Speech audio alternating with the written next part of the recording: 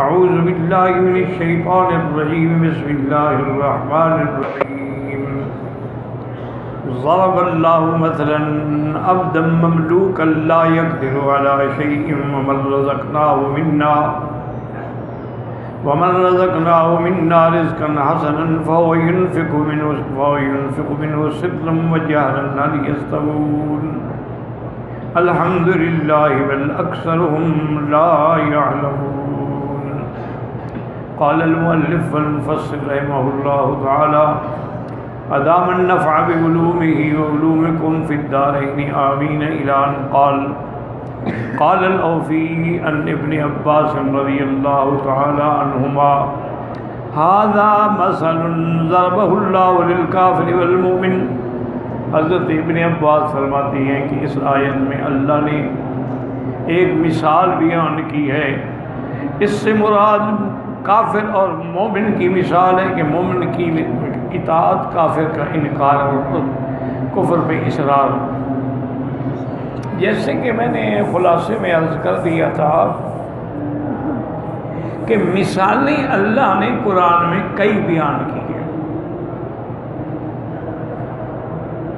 آپ نے جیسے یہاں بھی دیکھا ہے اور اسی طرح اللہ فرماتے ہیں ضرب اللہ مثلا للذین کفروا امرأۃ نوح وامرأۃ لوط کانتا تحت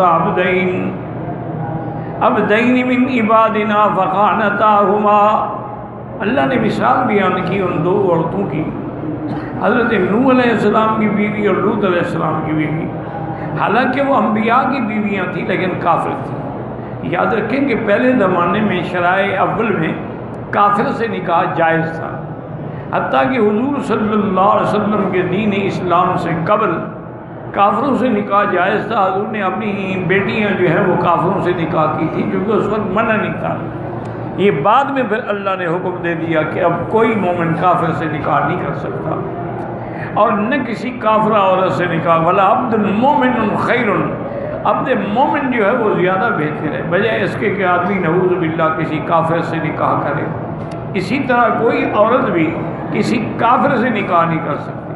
حتیٰ کہ یہ مسئلہ اب اتنا سخت ہے کہ اگر نعوذ باللہ کوئی مسلمان کسی کی ہندو لڑکی سے شادی کر دے اس کا ایمان ہی ختم ہو جاتا، وہ مومن ہی نہیں رہتا، کافر ہو جاتا. اسی طرح اگر کوئی مسلمان لڑکی نعوذ باللہ کسی کافر سے شادی کر دے وہ بھی ایمان ختم ہو گیا. جب ایمان ہی نہ رہا تو پھر نکاح کا تو مسئلہ ہی ختم ہو گیا. تو اس لیے اللہ نے وہاں بھی ضرب اللہ مثلا، اور اسی طرح پھر اللہ نے ضرب اللہ مثلا للذین آمنوا امرأۃ فرعون کی بیوی کے بارے میں بھی فرمایا اللہ نے کہ ضرب اللہ مثلا، اللہ نے بیان کی ہے مثل. لیکن جہاں بھی مثل کا لفظ ہے قرآن میں وہاں لفظ ضرب ہے. اسی لیے جو فلا تضربوا للہ الامثال، اور فرمایا تلک الامثال نضربها للناس. وجہ کیا ہے کہ ضرب چوٹ ہوتی ہے. چوٹ ایسی بات ہے کہ جو سب کو سمجھ آ جاتی ہے. تو مثال ایسی کھلی ہوئی چوٹ ہے کہ ایک عام آدمی کو بھی سمجھ آ سکتی ہے کہ بھی یہ بت ہے، وہ خدا قادر ہے، یہ بالکل جس کے پلے میں کچھ بھی نہیں ہے، لا یسمع ولا یبصر ہے، یہ کیسے برابر ہو سکتے ہیں؟ ایک مومن ہے، ایک کافر ہے. ایک کافر ہے اور پھر بخیل ہے، مومن ہے پر سخی ہے، تو یہ کیسے برابر ہو سکتی؟ یعنی لا یستوی. اس لیے اللہ نے یہاں بھی مثالیں بیان فرمائی ہیں، لیکن اس کے باوجود بھی کوئی نہ سمجھنا چاہے تو اس کی بدقسمتی ہے، پھر اس کی غباوت اور شقاوت ہے کہ اتنی واضح بیانوں کے باوجود بھی وہ نہ سمجھ سکے. اب ایک اور اللہ مثال بیان فرمائے وَضَرَبَ اللَّهُ مَثَلًا رَجُلَيْنِ أَحَدُهُمَا أَبْكَمُ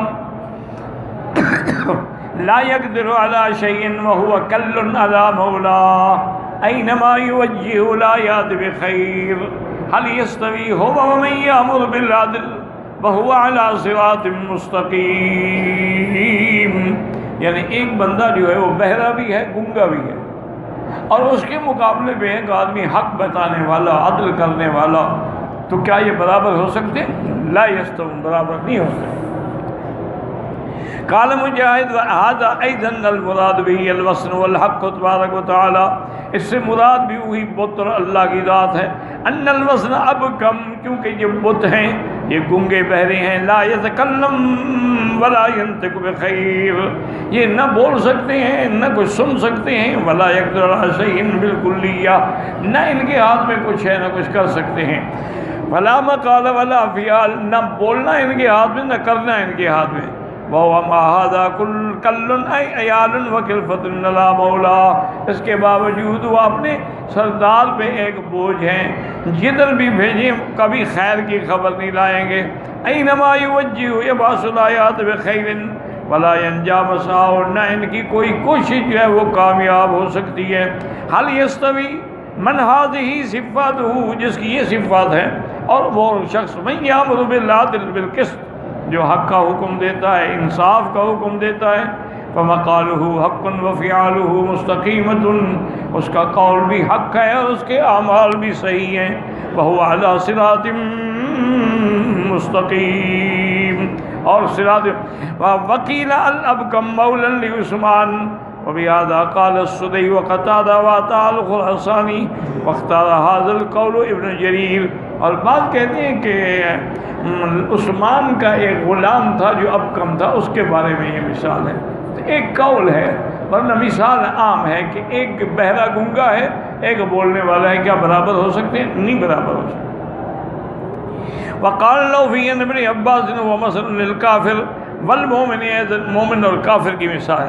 وقال ابن جریر حدثنا الحسن بن الصباح البزار قال حدثنا يحيى بن اسحاق الصالحيني قال حدثنا حماد قال حدثنا عبد الله بن عثمان ابن خيثم عن ابراهيم عن إكرمة يعلى ابن أمية ابن عباس في قوله ضرب الله مثلا عبدا مملوكا لا يقدر على شيء، نظر فی رجل من قریش و عبدہ، ایک قریشی اور اس کے غلام کے بارے میں ہے، عبدا مملوکا، اسی طرح فرمایا ضرب اللہ مثلا رجلین احدہما ابکم الی قولہ وهو علی صراط مستقیم، صراط مستقیم پہ کون؟ عثمان ابن عفان۔ والابکم الذی اینما یوجہ الآیات بخیر، یہ کون ہے؟ یہ مولا علی عثمان بن عفان، حضرت کا ایک غلام تھا۔ کان عثمان ينفق علیہ ویکلفہ ویکفیہ المؤونہ، حضرت عثمان اس پہ خرچ کرتے تھے، اس کا بوجھ برداشت کرتے، لیکن اس کو اسلام کی دعوت دیتے تو وہ اسلام نہیں لے آتا۔ وَكَانَ اللَّهُ يَكْرَهُ الْإِسْلَامَ وَيَأْبَاهُ وَيَنْهَاهُ عَنِ الصَّدْقَةِ وَالْمَعْرُوفِ فَنَظَرَ فِيهِمَا، اور حتیٰ کہ وہ غلام حضرت عثمان کو بھی منع کرتا تھا کہ آپ کیوں اتنا خیرات کرتے ہیں، کیوں اتنا خرچ کرتے ہیں، اس طرح پیسے ختم ہو جائیں گے۔ وَلِلَّهِ غَيْبُ السَّمَاوَاتِ وَالْأَرْضِ وَمَا أَمْرُ السَّاعَةِ إِلَّا كَلَمْحِ الْبَصَرِ أَوْ هُوَ أَقْرَبُ إِنَّ اللَّهَ عَلَى كُلِّ شَيْءٍ قَدِيرٌ وَاللَّهُ أَخْرَجَكُم مِّن بُطُونِ أُمَّهَاتِكُمْ لَا تَعْلَمُونَ شَيْئًا وَجَعَلَ لَكُمُ السَّمْعَ وَالْأَبْصَارَ وَالْأَفْئِدَةَ لَعَلَّكُمْ تَشْكُرُونَ أَلَمْ يَرَوْا إِلَى الطَّيْرِ مُسَخَّرَاتٍ فِي جَوِّ السَّمَاءِ وَمَا يُمْسِكُهُنَّ إِلَّا اللَّهُ إِنَّ فِي ذَلِكَ لَآيَاتٍ لِقَوْمٍ يُؤْمِنُونَ۔ يخبر تعالیٰ عن کمال علمہ وقدرتہ علی الاشیاء فی علمہ غیب السماوات والارض واختصاصہ بعلم الغیب، ان آیات میں اللہ خبر دیتے ہیں اپنے کمال علم کی، اپنی قدرت کاملہ کی، اور غیب السماوات والارض کی، اور اختصاص ہے کہ علم غیب خاصہ خدا ہے۔ فلا اطلاع لأحد على ذلك الا ان يطلعه تعالی على ما یشاء، کسی کو اس کی اطلاع بھی نہیں ہوتی، ہاں اگر چاہیں اللہ تو اطلاع کر دے۔ وهي قدرته التامة التي لا تخالف ولا تمانع، وأنه إذا أراد شيء فإنما يقول له كن فيكون۔ تو علم غیب جو ہے نا، جیسے میں نے کل خلاصے میں عرض کیا تھا کہ یہ خاصہ خدا ہے۔ سارے قرآن کا مطالعہ کریں اور تمام احادیث مبارکہ کا مطالعہ کریں، لفظ علم غیب، علم مضاف غیب مضاف اللہ کے سوا کسی کے لیے نہیں، یہ لفظ اللہ کے سوا کسی غیر کے لیے استعمال ہی نہیں ہوا۔ ہاں ایک ہے اطلاع علی الغیب، اخبار عن الغیب، انباء عن الغیب، اظہار علی الغیب. یہ ہو سکتا ہے کہ اللہ تبارک و تعالیٰ غیب کی خبر دے دے، اللہ تبارک و تعالیٰ جس پہ چاہے غیب کی بات ظاہر فرما دے، اور اللہ تبارک و تعالیٰ اطلاع فرما دے. لیکن علم غیب اور علم محیط اور علم کلی جو ہے صرف اللہ کی ذات کا خاصہ ہے. اللہ کے سوا کوئی نبی، کوئی ولی، کوئی ملک، کوئی فرشتہ یہ عالم الغیب نہیں ہے. اسی لیے ایک حدیث مبارک ہے جو صحیح حدیث ہے، حضور نے فرمایا کہ خمس، 5 چیزیں ایسی ہیں لا یعلمہن الا اللہ، اللہ کے سوا کوئی بھی نہیں جانتا. لا نبی مرسل ولا ملک مرسل، نہ نبی نہ فرشتہ. اور وہ 5 چیزیں کیا ہیں؟ فرمایا ان اللہ عندہ علم الساعہ وینزل الغیث ویعلم ما فی الارحام وما تدری نفس ماذا تکسب غدا وما تدری نفس بأی ارض تموت. تو ان 5 چیزوں کا کسی کو بھی علم نہیں ہے. اور اسی طرح اللہ نے فرمایا کہ میرے محبوب اعلان کر دیں قل لا یعلم من فی السماوات والارض الغیب الا اللہ، آسمانوں اور زمینوں میں علم غیب رکھنے والی ذات صرف اللہ کی ہے. یہ جن کو سمجھتے ہیں کہ یہ اولیاء، یہ بزرگ، یہ پیر بھی عالم الغیب ہے، اللہ نے فرمایا وما یشعرون ایان یبعثون، ان کو تو یہ بھی پتہ نہیں ہے کہ ہم قبروں سے کب اٹھیں گے. جب ان کو اتنا علم بھی نہیں ہے تو یہ عالم الغیب کیسے ہو سکتے؟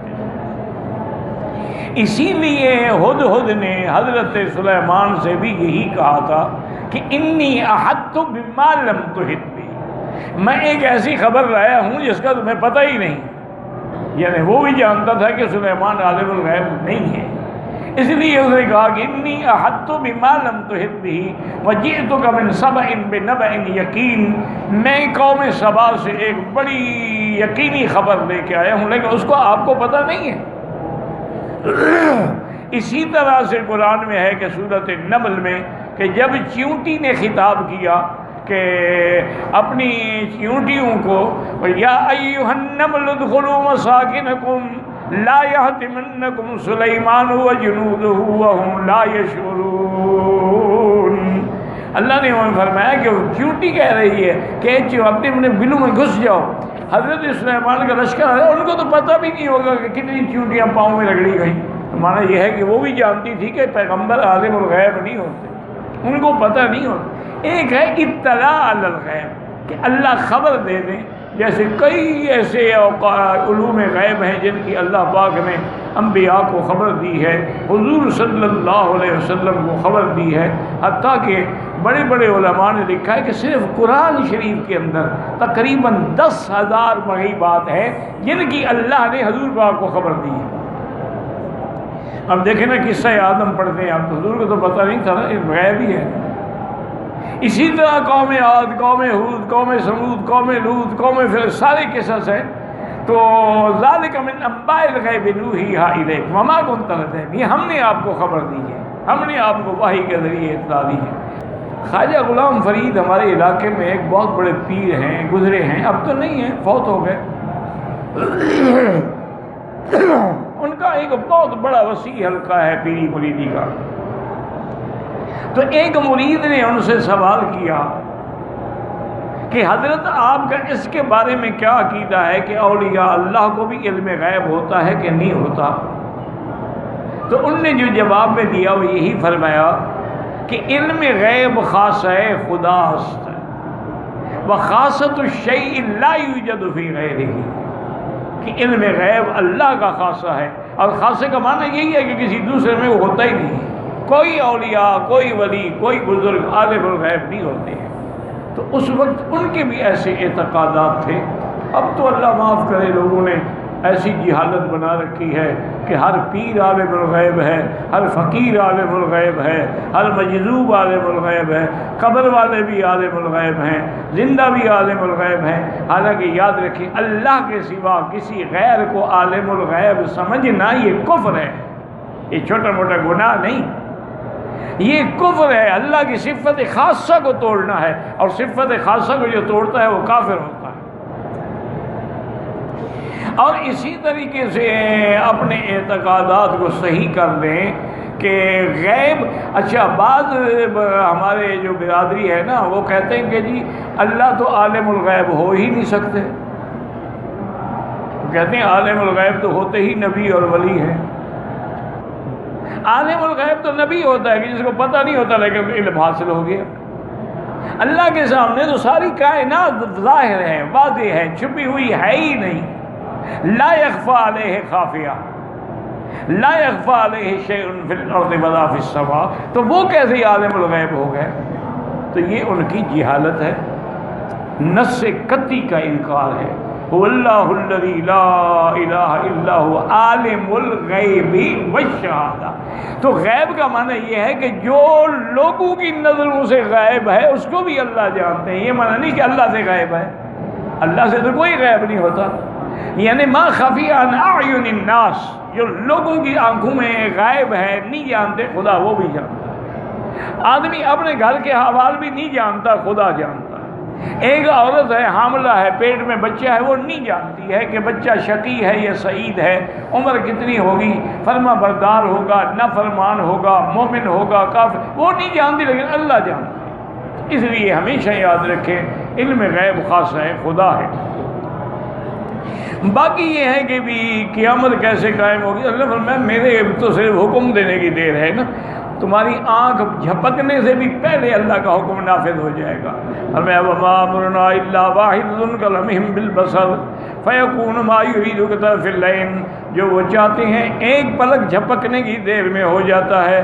وہکذا قال ہاہنا وما امر الساعۃ الا کلمح البصر وهو اقرب ان اللہ علی کل شیء قدیر۔ کما قال ما خلقکم ولا بعثکم الا کنفس واحدہ، جیسے اللہ ایک بندے کو پیدا کریں اور پھر اس کو موت دیں، اسی طرح سب کو پیدا کرنا پھر سب کو اٹھانا برابر ہے۔ ثم ذکر تعالی منتہ علی عبادہ، اب اللہ اپنا احسان بتلاتے ہیں اپنے بندوں کو، فی اخراج ایاہم من بطون امہاتہم لا یعلمون شیئا، کہ تمہیں اللہ نے تمہارے ماؤں کے پیٹ سے نکالا، تم کچھ بھی نہیں جانتے تھے۔ ثم بعد ھذا، اس کے بعد اللہ نے تمہیں قوت سامعہ بھی عطا فرمائی، دیکھنے کی قوت بھی عطا فرمائی۔